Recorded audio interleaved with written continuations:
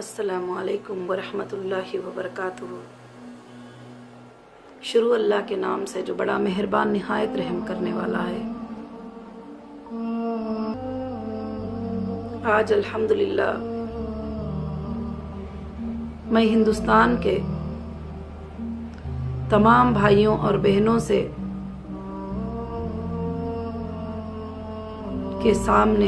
तमाम भाइयों और बहनों के सामने एक ज़रूरी टॉपिक पे बात करना चाहती हूँ,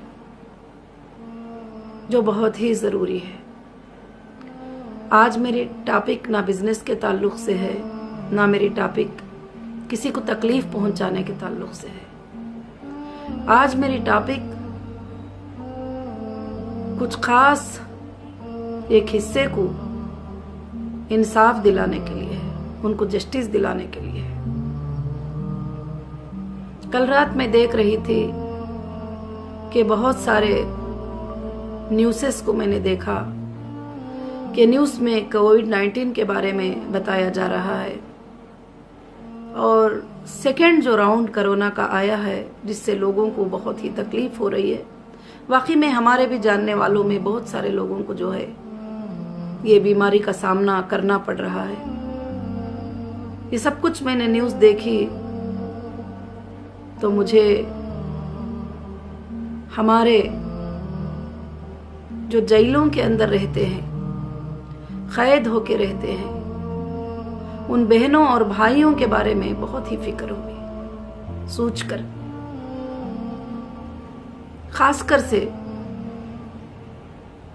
महाराष्ट्र जो ओवर क्राउड जेल्स हैं, जिसमें प्रिजनर्स को उनके जो राइट्स है वो राइट्स टोटली मिल नहीं पाते। मैं उस बारे में सुनाना चाहती हूँ, क्योंकि मुझे बहुत सारे ईमेल आए कि आपका जो सफ़र था जेल का वो कैसे रहा, किस तरह से रहा, आपको क्या क्या तकलीफ़ें पेश आए, क्या परेशानियां पेश आए, क्या होता है। बहुत सारे लोग इस बात को सुनने की ख्वाहिश रखते थे, मगर मुझे कभी ये ज़रूरत नहीं समझी कि मैं इन बातों को जो है सुनाकर क्या कर सकते हैं, कुछ नहीं कर सकते। मगर कल रात में जब सोई तो मुझे पूरी रात नींद नहीं आई। मैं बैकल्ला वुमेन्स प्रिजन में 15 महीनों से ज्यादा उन बहनों के साथ मैं रही थी। मुझे उनकी याद आई, मेरा दिल बहुत तड़प उठा।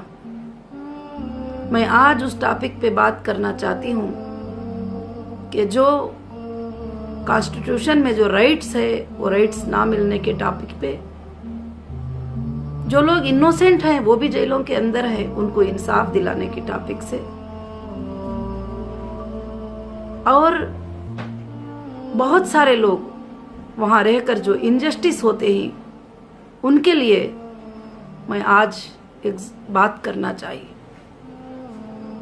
तो मेरे हिंदुस्तान के भाइयों और बहनों में ये बताना चाहती हूँ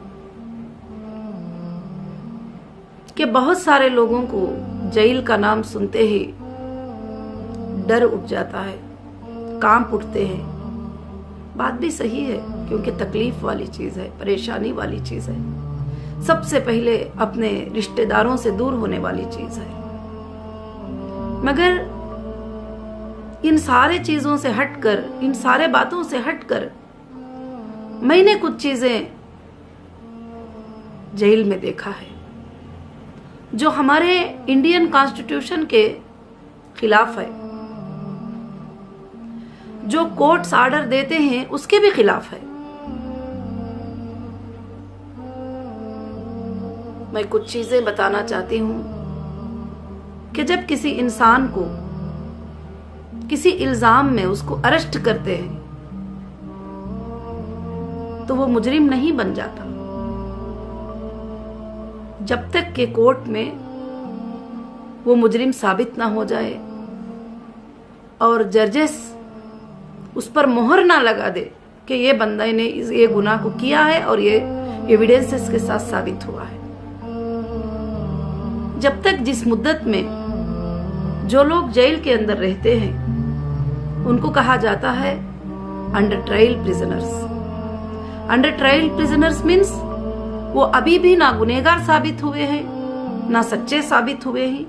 उनको एक शक की बुनियाद के ऊपर इन्वेस्टिगेशन करने के लिए रखा जाता है। और दूसरी बात मैं ये भी बताती हूँ कि मैंने कई औरतों से जेल में कुछ बातों को सुना और कुछ स्टोरीज को सुना मैंने, तो उनके स्टोरीज ऐसे हैं कि उनको छोटे छोटे केस में अरेस्ट करके लाते हैं। उसके बाद में उनके घर वाले उनसे रिश्ता दूर कर लेते हैं, उनके शोहर उनसे रिश्ता नाता काट देते हैं और कहते हैं कि जेल को गई है, अब उसके साथ क्या जिंदगी है। मगर मैं उन सबको एक मैसेज देना चाहती हूँ कि इंडिया के कानून के हिसाब से, जब कानून के दायरे के हिसाब से एक औरत को अरेस्ट करते हैं तो मैं सैल्यूट करती हूँ हमारे इंडियन कॉन्स्टिट्यूशन का कि जब उसको अरेस्ट करते हैं तो 2 कांस्टेबल्स लेडीज जो है उसके साथ जो है कंटिन्यूसली रहते हैं। बगैर 2 कांस्टेबल लेडीज के WPC के किसी भी औरत को अरेस्ट करने का अधिकार नहीं है। यहाँ तक कि जब ऑफिसर इन्वेस्टिगेशन भी करते हैं तो मैंने देखा है अगर 1 मिनट के लिए क्वेश्चंस भी करना होता है, अगर वो 1 मिनट के लिए कहीं चाय पीने के लिए भी जाना चाहती हैं वो लेडीज तो वो जाने नहीं देते, बताते हैं कि नहीं यहाँ बैठो, हम बिल्कुल अकेले में कोई बात जो है सवाल नहीं करेंगे। मगर जो है मैं सैल्यूट करती हूँ हमारे कॉन्स्टिट्यूशन को। इसमें एक मालदार औरत के साथ ही ऐसा नहीं होता कि जो 2 कांस्टेबल साथ में रहे। एक छोटे से छोटे जुर्म में भी जो औरत को पकड़ते हैं, जो अरेस्ट करते हैं, तो उसके साथ 2 लेडीज रहते ही, वो भी 24 घंटे, दिन में भी और रात में भी। अब वहां पर तो कोई गलत होने का, कोई गलत नजर उठा के देखने का सवाल ही नहीं पैदा होता। वहां पर जो एक औरत होती है वो टोटल अल्हम्दुलिल्लाह सेफ होती है अल्लाह के फजल करम से। अब अरेस्ट में लोग उनको ये सोचते हैं कि अभी ये तो अरेस्ट हो गई, ये तो मुजरिम है, उसको पकड़ लिए। देखिए, जब अरेस्ट करते हैं एक FIR होता है जिसको कहते हैं FIR, फर्स्ट इंफॉर्मेशन रजिस्ट्रेशन। ये सबको राइट्स होता है, कोई भी जाकर एक इंफॉर्मेशन रजिस्टर करवा सकते हैं कि ऐसी बात है, ऐसी बात है, ऐसा गुनाह हो रहा है, फलाना हो रहा है, फलाना हो रहा है। अब ऑफिसर्स का काम है, जो ऑफिशियल होते हैं, ACP होते हैं, सर्किल इंस्पेक्टर होते हैं, जो कमिश्नर्स होते हैं, उनका काम है कि उस FIR को रजिस्टर करेंगे और उसको ले जाकर जो है जज के सामने, जजेस के सामने पेश करेंगे। हाँ, अब ये पेश करने के तरीकों में भी बड़ी नाइंसाफी होती है। उनका काम भी होता है कि वो चेक करें किसके ऊपर FIR किया जा रहा है, क्या किया जा रहा है, क्या प्रूफ है जो करने वाले के पास, क्या सबूत है वो करने वाले के पास। मैंने ये इंसाफ बहुत कम देखी गई हूँ। जहां भी उसको FIR कर दे, अब हाथ में कलम होता है, पेपर उनके हाथ में होता है, जो भी कलम चाहे, जो एक्ट चाहे वो एक्ट उनके ऊपर लगा दे। जैसा मुझे जब यहाँ से लेकर गए तो फिर उसके बाद जजेस जो है उनको कस्टडी में देते हैं कि उनसे क्वेश्चंस करो और इनसे पूछो कि ये क्यों किया है। अब ये भी पूछते हैं टाइम, हमको टाइम चाहिए, हमको कस्टडी में लेना है, हम सवाल करना है। वो एक मुद्दत गुजरती है। कभी जजेस 2 दिन का देते हैं, कभी 3 दिन का देते हैं, कभी 4 दिन का देते हैं, लास्ट 14 दिन की कस्टडी होती है किसी भी केस में। उससे ज्यादा किसी भी बड़े मुजरिम को उसके अंदर नहीं रख सकते। बाद में जब वो फाइनल होता है तो फिर इसको PC बताते हैं, पुलिस कस्टडी। पुलिस कस्टडी को PC बताते हैं। फिर उसके बाद जब ये फाइनल हो जाता है तो फिर JC, जुडिशियल कस्टडी, जजेस का हाउस, जजमेंट का हाउस कहा जाता है उसको।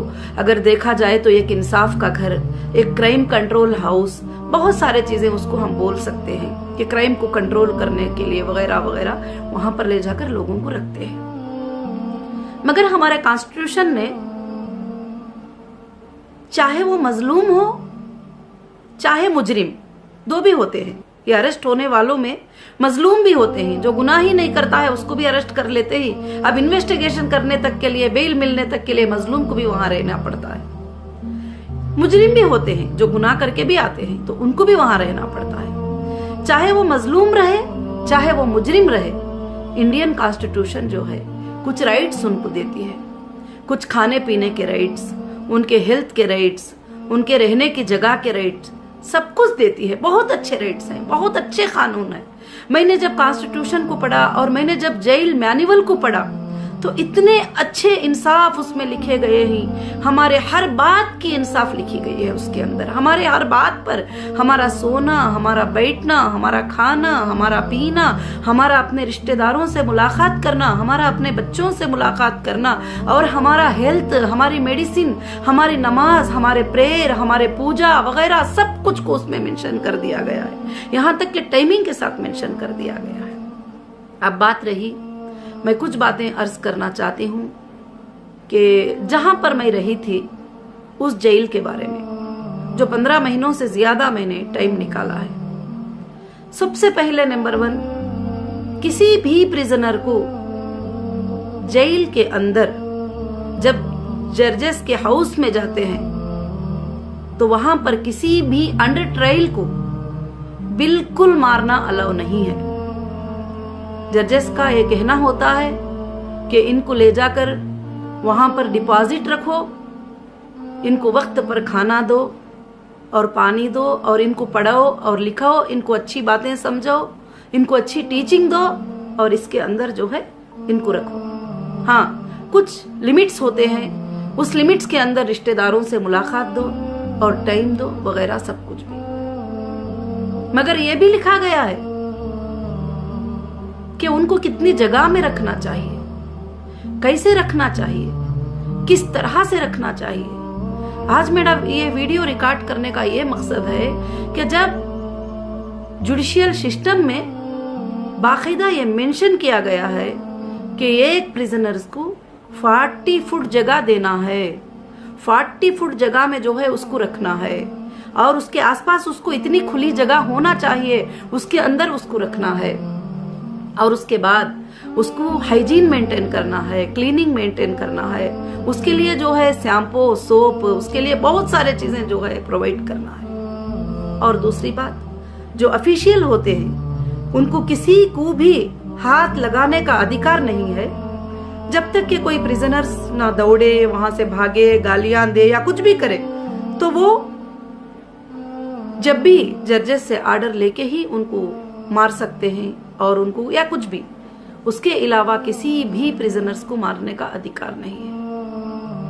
मगर मैं जो कल रात तड़प रही थी वो ये सोच कर तड़प रही थी, जो बैकल्ला स्पेशल वुमेन प्रिजन है और क्राउडेड जेल है। जब मैं वहां पर गई थी तो मेरे ख्याल से लगभग 480 का या 450 का वहां का लिस्ट था टोटल वुमेन्स का। मगर वहां पर लीगली जो रहने की जगह है वो 150 वुमेन से ज्यादा नहीं रख सकते, क्योंकि वहां छोटे छोटे बच्चों की माएं भी रहते हैं, उनका स्पेस, उनके खेलने की स्पेस वगैरह सब कुछ भी उनको ज्यादा चाहिए। और उसके बाद मैंने कुछ वहां पर नाइंसाफियों को भी देखा है कि नाइंसाफी वहां पर कैसे स्टार्ट होती है, कि जो जेल में काम करती हैं औरतें, जहां पर जेल में कुंडा वालियां कहते हैं, जो ऑफिशियल से हटकर टोटल जेल को वही चलाते हैं। टोटल जेल को कैसे चलाते हैं? जिसको चाहे गंदी गालियां दे, जिसको चाहे मारे, जिसको चाहे जुल्म करे, जिसको चाहे जो भी बोले वो कर सकते हैं। क्योंकि कभी कभी मेरे आंखों के सामने औरतों को मारते हुए मैंने देखा, औरतों को तकलीफ देते हुए मैंने देखा। फिर बाद में तो मैंने जुबान उठाया था, अल्हम्दुलिल्लाह बाद में किया। मगर मैं और एक बात भी क्लियर करना चाहती हूँ यहाँ पर कि जो ये बड़े सार जो होते हैं, जो बड़े ऑफिशियल होते हैं, उन तक ये बातें नहीं पहुंचते, क्योंकि इन औरतों को डरा दिया जाता है कि अगर तुम सार को बोलोगी राउंड में तो तुम्हारा काम खत्म। मालूम है ना कि 2015 में मंजुला शेट्टी का इंतकाल हुआ था जेल में। एक लड़की को मार दिए थे, एक सिर्फ अंडे के लिए जान से मार दिए थे। तो वैसा ही जो है तुम्हारा भी कर देंगे। तो किसी की मजाल नहीं होती कि वो जुबान उठाकर खड़ा कर सके। और weekly one time superintendent sir का अंदर पब्लिक में राउंड होता है। उस वक्त जो भी तकलीफ होती है वो सुना सकते हैं, वो बता सकते हैं, मगर उनको बताने नहीं दिया जाता। मैं खड़ी होती थी, मैं बताती थी, मगर सार उन्होंने सब बहुत अच्छे सार। जब मैं थी तो सदानंद गायकवाड़ सार थे, और जब एक बार मुझे भी ऐसे ही मौका नहीं दिया जा रहा था, नहीं बोल सकते, नहीं ये कर सकते, तो फिर वुमेन्स डे आया था।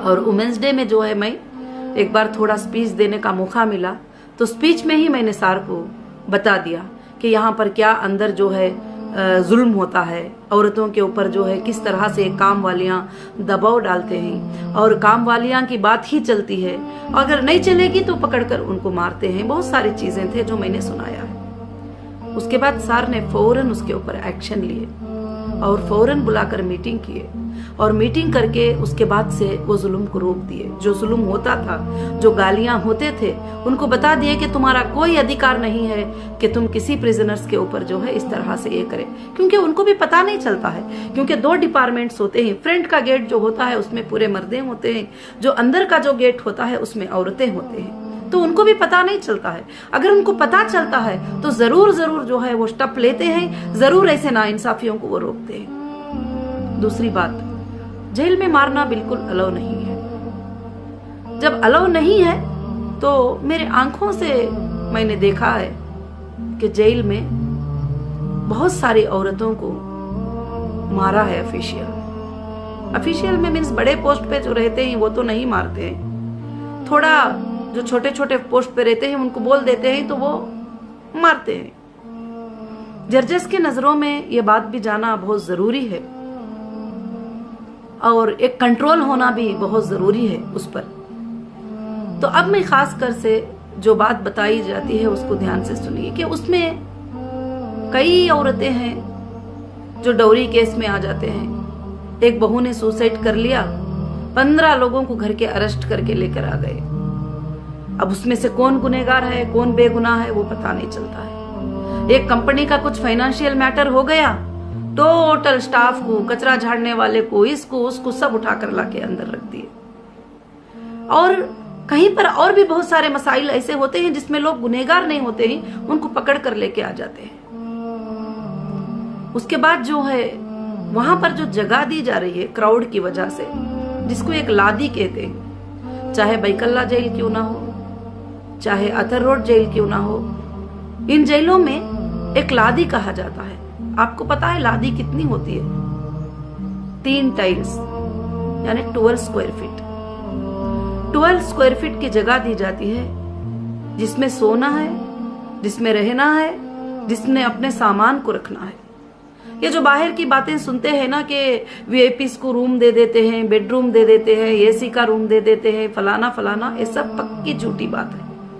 वहां पर सबके लिए वो डोर में जाने के बाद सबके लिए एक ही इंसाफ होती है, सबको एक ही जैसा रहना पड़ता है, सबके लिए एक ही खाना बन के आता है, सबके लिए एक ही चाय बन के आती है, सबके लिए सब चीजें भी जो है एक ही बनकर आते हैं। अब मैं खास कर से जो बात करना चाहती हूँ वो ये है कि सबसे पहले बैकल्ला वुमेन्स प्रिजन में जो मुश्किलें औरतों को होती हैं वो ये है कि सबसे ज्यादा जगह की तंगी, जगह की मुश्किल, वोर क्राउड जेल, ना पलट सकते ना उठ सकते। मैंने अपने आंखों से देखा है कि 80 साल के बूढ़ियों को 12 फुट की जगह दी जाती है। वो ना इधर को पलट कर सो सकते ना उधर को पलट कर सो सकते। जब एक बार सीधा सो जाएंगे तो सीधा ही सोना है। तो इस तरह से जो है वहां पर मुश्किल है। तो मुझे ये कोरोना के सिचुएशन में उन सब की याद आ गई कि जैसे सुप्रीम कोर्ट के आर्डर थी कि जब पैंडेमिक होता है हिंदुस्तान में, जब कोई ऐसी वबा फैल जाती है, एक बीमारी ऐसी फैल जाती है, तो क्यों उनको जो इंडियन नागरिक हैं, जो इंडियन नेशनल ही, उनको एक बेल देकर क्यों नहीं छोड़ा जाता। और वहां पर तकलीफ की बात यह है कि जो बहुत सारे लोग अंदर हैं, 80% ऐसे औरतें हैं जिनका कोई वकील नहीं होता, ना उनके घर वाले उनसे मुलाकात करने के लिए आते, और ये एक बार जब वो अंदर चले जाते हैं तो कोई कम्युनिकेशन नहीं होता उनका। और मैंने ऐसे भी औरतों को वहां पर देखा है कि जो 10 साल हो गए, 5 साल हो गए, आज तक भी उनके घरों वाले कोई भी उनको मिलने के लिए नहीं आते, ना उनको बात करने के लिए आते हैं। बड़ी मुश्किल के साथ जो है वो लोग रहते हैं। तो मेरे देश के भाइयों और बहनों, मैं ये बात यही बताना चाहती हूँ कि आज मुझे उन जेलों के जो तकालीफ को देखा है और वहां पर उनको जो इंसाफ मिलना है, जैसे उनको कोर्ट कहता है, उतने फैसिलिटीज जब उनको प्रोवाइड नहीं कर रहे हैं, तो फिर उनको अंडर ट्रायल में 2 साल, 3 साल, 4 साल, 5 साल क्यों रखते हो। और उनके लिए हमको जुबान उठाना है, उनके लिए हमको बात करना है, और उनकी आवाज उठाने के लिए हमको बात करना है। जब वो कोर्ट में भी प्रोड्यूस किए जाती तो उनको धमकी देकर भेजते हैं कि वो कोर्ट में जो है जज के सामने कोई बात नहीं बोल सकते। हालांकि जजेस को जब बोलते हैं तो फौरन जजेस को जो है ये एक्शन लेते हैं जजेस, अल्हम्दुलिल्लाह। क्योंकि मुझे एक बार आईजी सर अंदर आए हुए थे तो मैंने पूछा कि सर मुझे जेल का मैनुअल दीजिए, मैं जेल का मैनुअल पढ़ना चाहती हूँ, हमारे क्या राइट्स हैं वो मैं देखना चाहती हूँ, इसमें हम क्या राइट्स को खो रहे हैं क्या है वो मैं देखना चाहती हूँ, सर मुझे थोड़ा जेल मैनुअल दीजिए। तो फिर कुछ दिनों तक जेल मैनुअल नहीं दिया गया। तो फिर मैं कोर्ट में जब अटेंड की तो मैंने जज साहब से कहा कि जज साहब मुझे जेल का मैनुअल चाहिए कोर्ट नंबर 36 में। तो अल्हम्दुलिल्लाह दूसरे ही दिन नोटिस करके जो है बुलाकर अल्लाह के फजल से जो है जेल मैनुअल मुझे दे दिया गया। क्योंकि कोर्ट्स इस बारे में सोचते हैं, इस बारे में फिक्र करते हैं, मगर है कौन उन मजलूमों के लिए जुबान उठाने वाला, है कौन उनकी आवाज को बाहर सुनाने वाला, है कौन उनके तकलीफों को महसूस करने वाला, कौन है जो फील करे उनके तकलीफ को। मैंने देखा है उनके तकलीफ को अपने करीब से, जब से मैं आई हूँ उन पर काम कर रही हूँ। बल्कि एक बैकल्ला जेल के लिए नहीं, बल्कि पूरे हिंदुस्तान के जेलों को, जो 600 से ज्यादा जेल हैं, वो जेलों के एड्रेसेस वगैरह सब निकाल कर मैं बैठी हुई हूँ। मैं ये सोच रही हूँ कि हम क्यों काम नहीं करते इनके ऊपर। हम एक बिल्ली के बारे में न्यूज में बात करते हैं, एक कुत्ते के बारे में न्यूज में बात करते हैं। अरे एक बच्चा कहीं पर बोर में फंस गया तो हम उसके बारे में बात करते हैं कि एक बच्चा बोर में फंस गया, पूरी दुनिया मिलकर जो है कि उनके लिए दुआएं करते हैं, करोड़ों रुपये, मिलियनों रुपये उनके ऊपर खर्च कर देते हैं। मगर मैं सच कहती हूँ मेरे हिंदुस्तान के भाइयों बहनों, जेलों में 80% लोग जो है इनोसेंट होते हैं। 80% लोग इनोसेंट होते हैं। एक 10% जानबूझकर क्राइम करके आते हैं, वो रियल मुजरिम होते हैं। एक 10% वो क्राइम करना नहीं चाहते मगर उनके हाथ से क्राइम हो जाता है, जैसे एक्सीडेंट का हो जाना, जैसे अचानक किसी का मर जाना, जैसे किसी का कुछ किसी को दे देना या कुछ भी है, ऐसी चीजें इंसिडेंटली हो जाते हैं। मुझे इस बात पर बहुत ही अफसोस हो रहा है, अब फिक्र हो रही है मुझे उन माँ बहनों की कि ये कोरोना के सिचुएशन में उनका क्या हाल होगा अंदर। जब पहले कोरोना आया था उस वक्त में 4 महीने तक कोई किसी के कांटेक्ट नहीं, माएँ तड़प रहे थे, बाहर उन्होंने अपने बच्चों के लिए तड़प रहे थे। मैं हर ऐसी औरत को रोती हुई, बिलखती हुई देखा है जो अपने बच्चे को याद करके चीख के रोती थी, अपने रिश्तेदारों को याद करके चीख के रोती थी। हाँ, जिनके दिल में ईमान होता था वो बहुत सब्र के साथ रहते हैं, वो अलग बात है कि अल्लाह पर भरोसा कर देते हैं तो बहुत वो औरतें चीख के रोते हैं, बीमार हो जाते हैं, उनको कोई कपड़ा देने वाला नहीं, उनको कोई ड्रेस देने वाला नहीं। इस पर भी जुल्म चलता है। कपड़े देने के लिए कोई कंडीशन लॉ में नहीं है, कोई कंडीशन मैनुअल में नहीं है, जिसको भी कपड़े दे दिया जाए अंदर दे दो, ऐसा है मैनुअल में। मगर वो कपड़ा कौन लेके आया, किसने लेके आया, क्या ब्लड रिलेशन ने लेके आया, कोई संस्था वाले दिए, ये चेक करने का अधिकार किसको भी नहीं है। यूटी नंबर लिखे और नाम दे दिए तो कपड़े अंदर दे देना है। मगर बैकल्ला जेल में कुछ ऐसे जलसी स्टाफ हैं कि कुछ स्टाफ, पूरे नहीं, कुछ ऐसे जलसी स्टाफ हैं कि लोगों को कपड़ा भी दिया जाता है तो वो जो है रिटर्न कर देते हैं, वापस कर देते हैं। वो इसलिए वापस कर देते हैं कि आपको पता है कि एक औरत एक ड्रेस के ऊपर 4 साल रहती है, 2 ड्रेसों के ऊपर 2-2 साल रहती है। कभी मैंने लेडीज को देखा है कि एक ड्रेस धोकर जो है निचोड़ कर अपने बाड़ी के ऊपर वो पहन लेते हैं।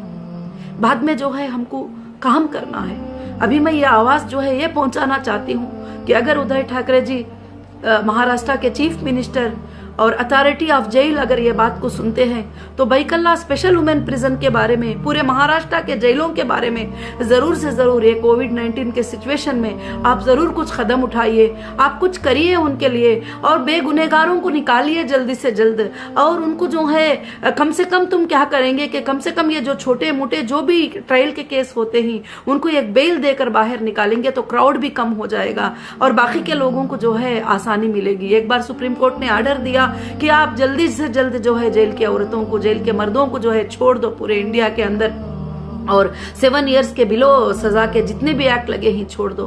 मगर फिर महाराष्ट्र गवर्नमेंट ने एक ये भी छोड़ा, एक लिस्ट भी छोड़े कि हम 17,000 कैदियों को जो है कि छोड़ रहे हैं। मगर मैंने नहीं देखा कि बैकल्ला जेल से किसी औरत को इस बुनियाद के ऊपर एक 10 औरतों को भी छोड़ा गया।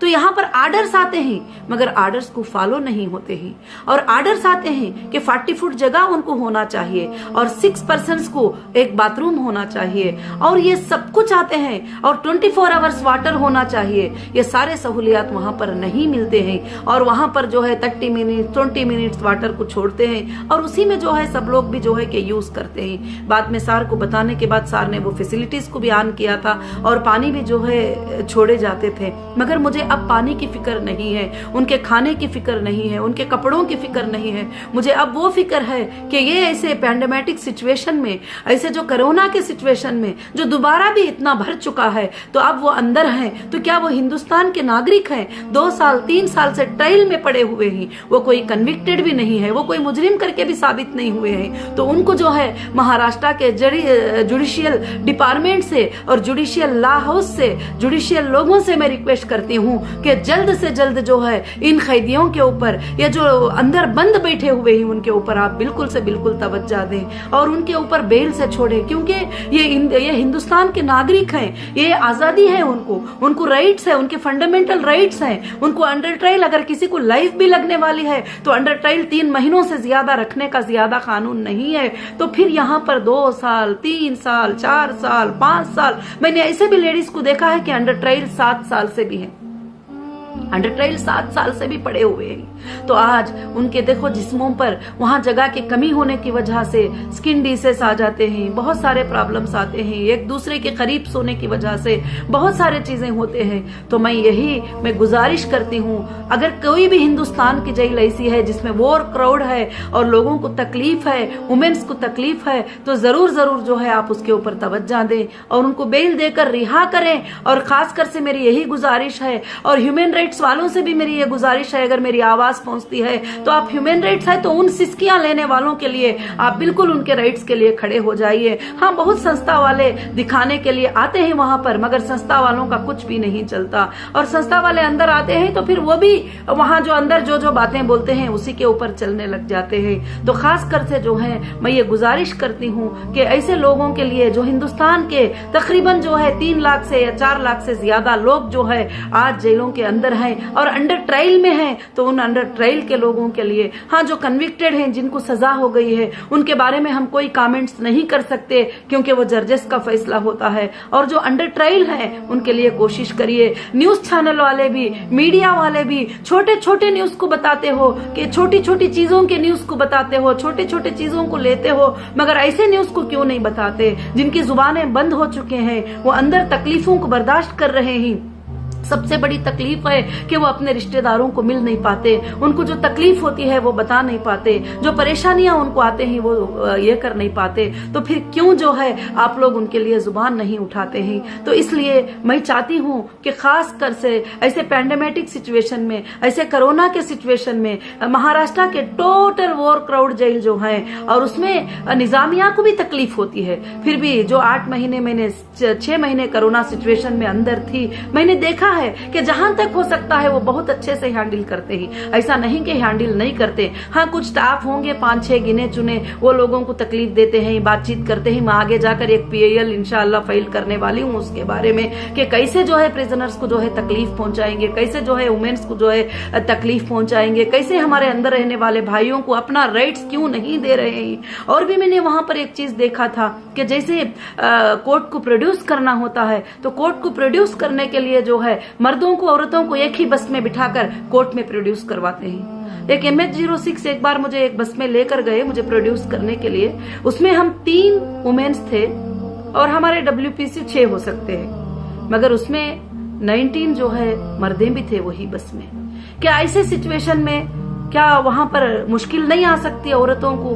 तो क्यों औरतों की बस अलग हो, मर्दों की बस अलग हो? बिल्कुल उनको अलग अलग बसों में जो है भेजा जाए। और मैं खास कर से उदय ठाकरे जी को जो है इंशाअल्लाह एक अपॉइंटमेंट लेकर मैं जरूर मुलाकात करके वहां के जो भी सिचुएशन है मैं इंशाअल्लाह मैं सुनाने के लिए एक मैटर को प्रिपेयर कर रही हूं कि वो मैटर पे जरूर वो ध्यान देंगे और खास कर से महाराष्ट्र के जेलों के ऊपर वो ध्यान देंगे। और मैं हिंदुस्तान के प्राइम मिनिस्टर साहब मोदी से भी मैं रिक्वेस्ट करती हूँ कि वो टोटल हिंदुस्तान के जेलों के बारे में एक बार बात करे। टोटल हिंदुस्तान के जेलों में क्या क्या फैसिलिटीज है वो उनके बारे में बात करे। वहां उनको फिल्टर वाटर देने का हुक्म है, कहाँ फिल्टर वाटर दिया जाता है एक बार आप चेक कर ले। और जो जो सहूलियात उनको देना चाहते हैं वो सहूलियात वहाँ बिल्कुल से बिल्कुल नहीं है। वो सारे सहूलियात सिर्फ पेपर्स पे, डॉक्यूमेंट्स पे, मैनुअल में रह गएगी, मगर जो सहूलियात मिलना है वो सहूलियात उनको नहीं मिलते ही। और अंडर ट्रायल को कन्विक्टेड के जैसे बिहाव करते हैं, अंडर ट्रायल को भी जो है जैसे सजा वालों के जैसा सोचते हैं। और वहां पर छोटे भी लोग आते हैं, बड़े भी लोग आते हैं, बिजनेस वुमेन भी आते हैं, लायर्स आते हैं, जजेस आते हैं, एसीबी में कई लोग आ जाते हैं, मगर वहां पर जो है एक छोटा सा जॉब करने वाली कांस्टेबल भी जो है इतना गलत बिहेव करती है। तो उनके बारे में जो है उनको कुछ गाइडलाइंस होना चाहिए कि उनको किस लिमिट में रहना चाहिए, कौन से लिमिट में बात करना चाहिए, कौन से लिमिट में बात नहीं करना चाहिए। और भी दूसरी बात जो है कि मैंने महाराष्ट्र के जेल में और भी एक चीज देखा है कि जैसे जेल का लॉकअप सुबह में 6 बजे खुलता है तो शाम में 6 बजे डालने का ऑर्डर है। मैं सारे मैनुअल चेक कर ली, इवन महाराष्ट्र के मैनुअल में भी यही बात है, मगर वहां पर ऐसा नहीं है। मगर 12 बजे से 3 बजे तक फिर से लॉकअप कर देते हैं, जो उस टाइम पे थोड़ा एयर लेने का टाइम होता है, लेडीज को कपड़े वगैरह सुखाने का टाइम होता है, और उस वक्त में थोड़ा पढ़ने लिखने का टाइम होता है, थोड़ा जो है कुछ काम करने का वक्त होता है, उस वक्त में उनको लॉकअप में जो है रख देते हैं। ये सारे चीजों के ऊपर भी जो है ह्यूमन राइट्स वाले भी ध्यान दें और गवर्नमेंट्स भी ध्यान दें, ऑफिशियल भी ध्यान दें और मीडिया भी ध्यान दे। और खास कर से मैं रिक्वेस्ट करती हूँ, मुझे किसी को बुरा भला नहीं बोलना है, मगर मैं रिक्वेस्ट करती हूँ, मैं तड़प रही हूँ कि मैं उन बहनों और भाइयों के लिए क्या कर सकती हूँ। और मैंने कुछ लीगल टीम को भी कोशिश किया है, लगाया है कि वो जो भी हो सकता है छोटे मोटे बेल करवाते हैं, मगर आप सब जुबान उठाएंगे, आप सब सपोर्ट करेंगे, सारे हिंदुस्तान के भाई और बहनें जो है सपोर्ट करेंगे तो जरूर से जरूर जो है खास कर से हम एक बड़ी इंसाफ को लेके आ सकते हैं। और जो इनोसेंट अंदर हैं और वो जुबान उठाकर बोल नहीं सकते, उनको नहीं मालूम होता है जेल का सिस्टम क्या है वगैरह, वो यही सिस्टम को कायम समझकर जो है कि कायम रह जाते हैं। और ऐसे कोविड-19 के सिचुएशन में और उनको फोन की फैसिलिटी, बात करने की फैसिलिटी, और खासकर से जो लीगल टीम्स होते हैं, जो लायर्स होते हैं, उनके लिए कोई टाइमिंग मुकर्रर नहीं है, मगर महाराष्ट्र में टाइमिंग मुकर्रर है कि 9 बजे से 11 बजे तक ही वकील आना है। ऐसे कैसे कि जब वकील 3 बजे कोर्ट से फ्री हो जाएंगे तो उस वक्त में बात करना है। हो सकता है उनको कुछ गाइडलाइंस हो, मगर लोगों को जस्टिस मिलना बड़ी मुश्किल हो जाती है। तो इसलिए मेरे हिंदुस्तान के भाइयों और बहनों, मैं सबसे ये गुजारिश करती हूँ कि खास कर से जो है जेल के लोगों पर जहाँ जहाँ आप हैं तवज्जो दें। ये दिन हमारे ऊपर आज आया है, उनके ऊपर आज आया है, कल हमारे ऊपर आ सकता है, हमारे बच्चों के ऊपर आ सकता है, हमारे रिश्तेदारों के ऊपर आ सकता है, हमारे पड़ोसियों के ऊपर आ सकता है, हमारे खूनी रिश्तों के ऊपर आ सकता है। कभी भी कोई मौका होता है, कभी भी कोई इंसिडेंट होता है, कभी भी कोई एक्सीडेंट होता है, कभी भी कोई चीज होती है। तो इसके लिए मैं जो चाहती हूँ कि हम एक बड़ा प्लेटफॉर्म जो है जस्टिस फॉर जेल प्रिजनर्स के लिए जो है हम ओपन करेंगे। मैं चाहती हूँ कि इसमें हमें रिटायर जजेस भी सपोर्ट करें और रिटायर सुपरडेंट्स भी जो है जेलों के जो होते हैं वो हमें सपोर्ट करें। आइंदा के दिनों में मैं इंडिया के 600 जेलों के लिए एक प्लेटफॉर्म ओपन करने वाली हूँ, और ओपन करके जो है जो लोग इनजस्टिस फील करते हैं, जिनके लिए वकील नहीं है, जिनके लिए लायर नहीं है, जिनके लिए कोर्ट में उनका प्रेजेंटेशन देने वाले कोई भी नहीं है, उनके लिए हम जो है थोड़ी भी कोशिश करेंगे, या उनको एक घूंट पानी पिलाने की कोशिश करेंगे, या उनको एक कपड़ा पहनाने की कोशिश करेंगे, या उनके लिए कुछ भी कोशिश करेंगे, तो हमारे लिए बहुत ही बड़ा अजर की बात है। और बस मैं ये वीडियो किसी को जो है बताने के लिए, सुनाने के लिए नहीं, बल्कि मैं जगाना चाहती हूँ क्यों उनके लिए कोई भी जुबान नहीं उठा, कोई न्यूज़पेपर उनके लिए जुबान नहीं उठाता, कोई न्यूज चैनल उनके लिए जुबान नहीं उठाता। कोरोना में, कोविड-19 में सबके लिए जुबान उठाते ही, मगर वो लोग जो अंदर हैं, बड़े तकलीफों में हैं, बड़े परेशानियों में ही, जबकि बेल देना उनका हक है, उनका राइट है, उनको नहीं मिल पाती है, तो फिर उनके हुकूक के लिए लड़ने के लिए, उनको मदद करने के लिए, जजेस के नॉलेज में ये बात को ले जाने के लिए हम सब मिलकर जो है इंशाअल्लाह लड़ेंगे और सपोर्ट करेंगे। मेरी बात को जो है सारे लोग भी जो है समझे रहेंगे, और खासकर से जो है सेंट्रल गवर्नमेंट भी इस बात को समझे, और सेंट्रल में वुमेन्स चिल्ड्रंस जो मिनिस्ट्री है वो भी इस बात को समझे कि वुमेन्स को कितनी तकलीफ होती है। कम से कम वुमेन्स के लिए कुछ फैसिलिटीज जो है कर दिया जाए, और उनको आजादी की फैसिलिटी कुछ कर दिया जाए, और हिंदुस्तान के नागरिक को जो है श्योरिटी पे बेल देकर और उनको बाहर निकाल कर ये करेंगे तो वो कहाँ जा सकते हैं जब उनसे सब कुछ छीन लिया जाता है। तो फिर वो जो है जो भी फेस करेंगे वो जो भी चीज है। तो बस मैं यही गुजारिश करना चाहती हूँ मेरे सारे हिंदुस्तान के भाइयों और बहनों से, सारे मीडिया के मेरे भाइयों और बहनों से, सारे ह्यूमन राइट्स के लोगों से, और सारे गवर्नमेंट से, सारे स्टेट गवर्नमेंट से, सारे हिंदुस्तान के गवर्नमेंट से, ये जेल के लोगों के लिए आप जरूर से जरूर कुछ कोशिश करिए, कुछ फिक्र करिए, और जो ये इनजस्टिस होते हैं अंदर रहकर उनको जस्टिस दिलाने की कोशिश करिए, क्योंकि सबसे ज्यादा बेजुबान हो जाते हैं जब वो अंदर जाकर वो जुबान ही नहीं खोल सकते, वो कुछ बोल ही नहीं सकते। तो इसलिए उनके जुबान के लिए जो है आप जुबान बनकर आप बेजुबानों की जुबान बन जाइए, बेसहारों के सहारे बन जाइए, क्योंकि अपने लिए तो हर इंसान जीता है, अपने खाने के लिए, अपने पानी के लिए हर इंसान जीता है, मगर दूसरों के लिए भी जीना सीखो, दूसरों की मदद के लिए भी जीना सीखो, तो जिंदगी का मजा आ जाता है। और मैं दुआ गो हूँ कि आप सबको जो है मेरी बातें समझ में आई होंगे। मैंने शार्ट में थोड़ी बातें बताई हूँ, मगर जो आप समझते होंगे कि ये तकलीफ क्या है, ये परेशानी क्या है। आज हमको जेल के मर्दों औरतों के लिए जुबान उठाना है, और उनको जो इनोसेंट होते हैं, जो अंडर ट्रायल होते हैं इतना लॉन्ग टाइम, उनको बेल दिलाने के लिए हमको स्टेप उठाकर जो है बेल दिलाना है, कानूनी उनको जो है हमको रिलीज करवाना है, इलीगली नहीं बल्कि लीगल से कानूनी हमको जो है उनको रिलीज करवाना है। और इंशाअल्लाह हम कोशिश करेंगे कि सुप्रीम कोर्ट में भी एक PIL को डालकर जो है, इसलिए हमको उन सब के लिए एक आर्डर खास कर से लेके आएंगे, एक डायरेक्शन खास कर से लेके आएंगे, जो आज कोरोना सिचुएशन में अंदर तकलीफें उठा रहे हैं। और ऑफिशियल को भी बहुत तकलीफ होती है।